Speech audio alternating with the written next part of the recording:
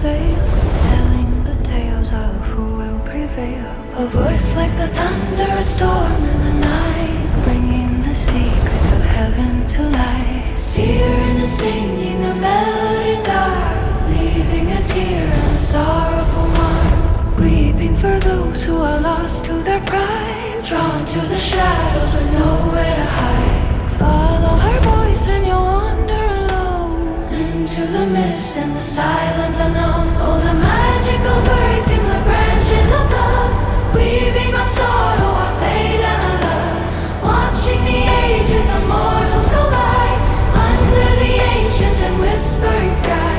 Shadow and light in a single design, where the mortal and mystical entwine.